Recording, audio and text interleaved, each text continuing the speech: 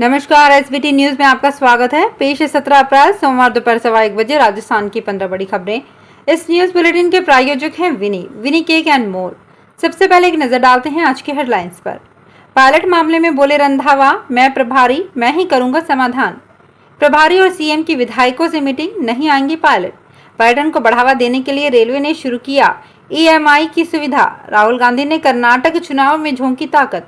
पुराने वाहनों के ऑनलाइन रजिस्ट्रेशन का काम डीटीओ से छीना। और अब खबरें विस्तार से। सचिन पायलट के अनशन मामले में उठे विवाद के समाधान का कांग्रेस प्रभारी सुखजिंदर सिंह रंधावा ने कमलनाथ के दखल से इनकार करते हुए खुद समाधान करने का दावा किया है। रंधावा ने पायलट मामले के समाधान के लिए कमलनाथ के दखल के सवाल पर कहा कि मैं प्रभारी हूं तो मैं ही समाधान करूंगा। कमलनाथ की मुझे कोई जानकारी नहीं है। कमलनाथ का कोई लेटर हो तो दिखाइए। कांग्रेस विधायकों से 1-to-1 फीडबैक बैठकों के लिए जयपुर पहुंचे रंधावा ने दावा किया कि पायलट मामले का उचित समाधान निकाला जाएगा। राजस्थान में सचिन पायलट मामले को एक बार ठंडे बस्ते में डालने के बाद कांग्रेस अब विधायकों को चुनावी मोड में लाने की कोशिश में है।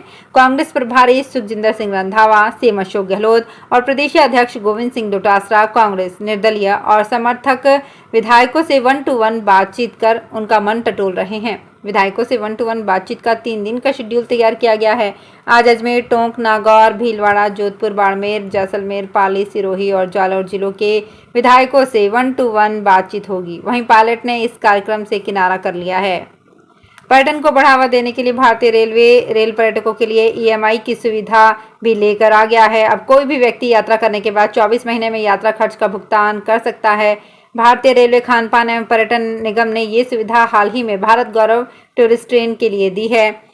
आईआरसीटीसी चंडीगढ़ स्थित क्षेत्रीय प्रबंधक अनिल गुप्ता ने बताया कि बठिंडा से 20 मई से एक भारत गौरव टूरिस्ट ट्रेन शिरडी गोवा की यात्रा पर रवाना होगी। सभी सुविधाओं से लैस इस ट्रेन में श्रीगंगानगर, हनुमानगढ़, सीकर, जयपुर, सवाई माधोपुर, सोगरिया से अपनी यात्रा प्रारंभ कर सकेंगे। ये ट्रेन शिरडी, त्र्यंबकेश्वर, घृष्णेश्वर और गोवा की यात्रा कराएगी। 9 दिन और 10 रात्रि की यात्रा के खर्च की शुरुआत 35,150 रुपए से होती है। कर्नाटक विधानसभा के 10 मई को होने जा रहे चुनावों को लेकर सभी पार्टियों ने ताकत झोंक दी है। बड़े राजनीतिक दल भाजपा और कांग्रेस की कई बड़ी रैलियां व जनसभाएं भी हो रही हैं। कांग्रेस नेता राहुल गांधी आज सोमवार को बीदर जिले के भालकी और हुमनाबाद में पार्टी की रैलियों को संबोधित करेंगे। रैली में एआईसीसी अध्यक्ष मल्लिकार्जुन खड़गे, कर्नाटक के प्रभारी महासचिव रणदीप सिंह सुरजेवाला, पूर्व मुख्यमंत्री सिद्धारमैया और कर्नाटक प्रदेश कांग्रेस समिति के अध्यक्ष डीके शिव कुमार सहित कई वरिष्ठ नेताओं के भाग लेने की संभावना है। राजस्थान सरकार ने पुराने वाहनों के ऑनलाइन रजिस्ट्रेशन का काम प्रदेश भर के डीटीओ से छीन लिया है। ये काम 2 माह पूर्व परिवहन आयुक्त को सौंपा गया है। परिवहन आयुक्त ने संयुक्त परिवहन आयुक्तों को एडमिन बनाकर अधिकार दिए हैं, लेकिन अभी इस व्यवस्था पर काम शुरू नहीं हो पाया है। इसलिए प्रदेश के करीब 20,000 वाहनों के ऑनलाइन रजिस्ट्रेशन का काम अटक गया है। अजमेर परिवहन क्षेत्र के करीब 400 वाहन इस कतार में हैं। काम कब शुरू होगा इसका अभी तक कोई पता नहीं है, लेकिन वाहन मालिकों पर जुर्माने की तलवार जरूर लटक गई है।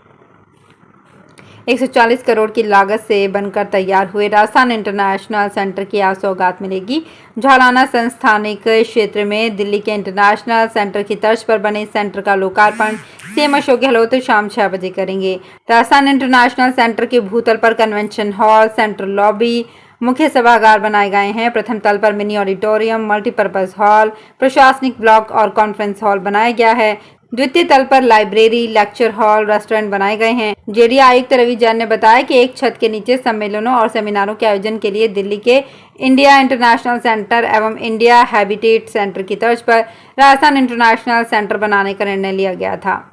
नवी मुंबई में रविवार को एक कार्यक्रम के दौरान हजारों की भीड़ में हीट स्ट्रोक के चलते 11 लोग नहीं रहे।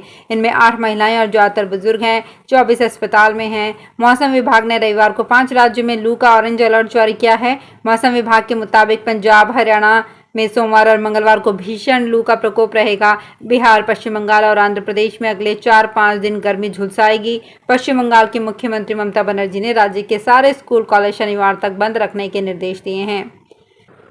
संघ लोक सेवा आयोग ने 69 पदों पर वैकेंसी निकाली है, जिसके तहत असिस्टेंट माइनिंग इंजीनियर और यूथ ऑफिसर के पदों पर भर्तियां की जाएंगी।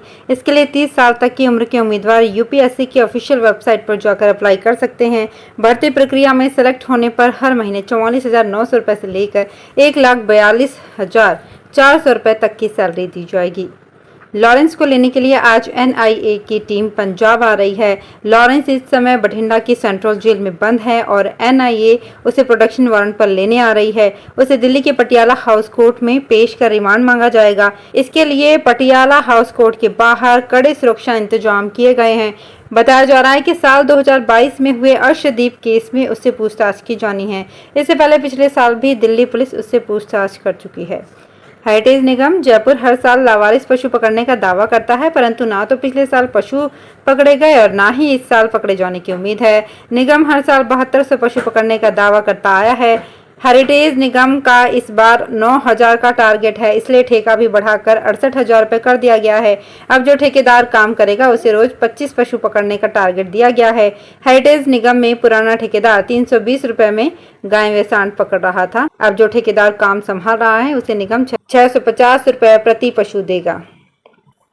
अपनी खूबसूरत झीलों के लिए देश दुनिया में प्रसिद्ध उदयपुर को 19 अप्रैल से वाटर लेजर शो की सौगात मिलने जा रही है और पर्यटक पानी के पर्दे पर वीर शिरोमणि महाराणा प्रताप के शौर्य, उनकी जीवन गाथा और मेवाड़ के इतिहास के अंशों को देख सकेंगे। प्रताप गौरव केंद्र में इस वाटर लेजर शो का उद्घाटन बुधवार को असम के राज्यपाल गुलाब चंद कटारिया और राजस्थान विधानसभा में अध्यक्ष सीपी जोशी करेंगे। कार्यक्रम शाम 5 बजे शुरू होगा।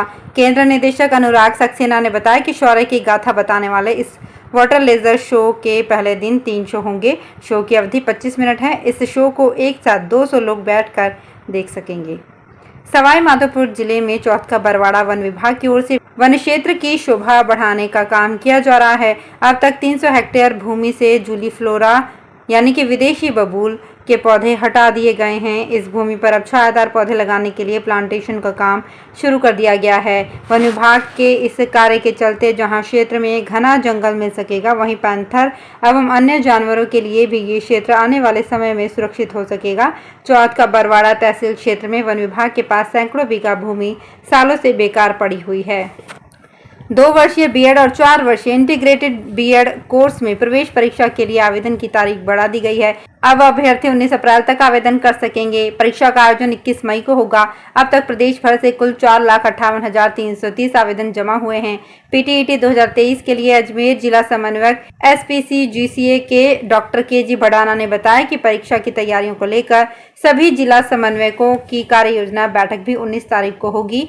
राज्य के शिक्षक प्रशिक्षण कॉलेजों में 2 वर्षीय बीएड और 4 वर्षीय integrated BA BEd BSc BEd में प्रवेश के लिए परीक्षा 21 मई को होगी।